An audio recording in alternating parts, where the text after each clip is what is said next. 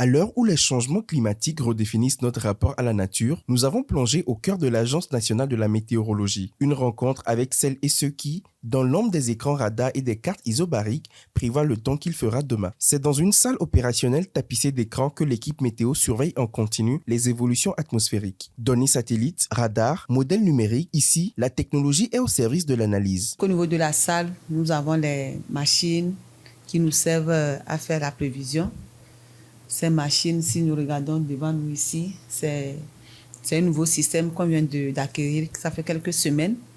C'est un système de prévision, on l'appelle communément Puma 2025. Nous sommes dans l'année 2025 et vous voyez que c'est une nouvelle version. On avait la version 2015, Puma 2015 qui est là avec le collègue derrière. Donc c'est ce qui nous servait à faire les prévisions. On a tous les modèles de prévision qui est dedans. Le traçage, tout ce qu'on a comme prévision, c'est sur ça. Et maintenant, avec l'amélioration, avec un nouveau satellite qui a été lancé, ça fait 2 ans, on a maintenant une nouvelle version pour vraiment améliorer ce qu'on avait avant. Donc cette amélioration va vraiment donner une bonne précision sur les prévisions. Sur l'ancien, au moins les images viennent chaque 15 minutes. Maintenant, sur la nouvelle version, maintenant, on a les images qui viennent chaque 10 minutes, avec d'autres paramètres qui sont intégrés.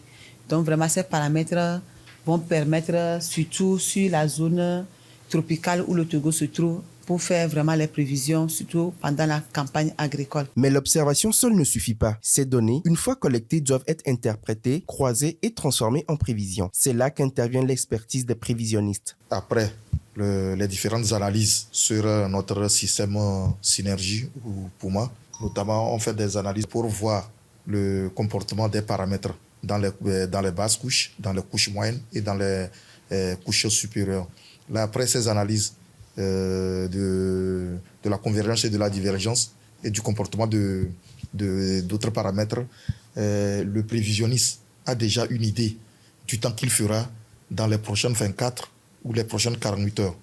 Donc, après avoir fait ces analyses-là, toutes les informations sont consignées sur une feuille. Après cela, je reviens au niveau de la production et je parcours certains sites et certains centres de prévision. Nous revenons sur la prévision du jour. La prévision du jour. Donc ici, vous voyez en quelque sorte une prévision que nous sommes en train d'élaborer. Elle n'est pas encore définitive. Cette prévision est en cours d'élaboration. Un travail souvent dans l'ombre, mais qui demande constance, vigilance et excellence. Le professionnalisme de ces techniciens mérite d'être salué tant leur rôle est crucial dans la prévention des catastrophes naturelles.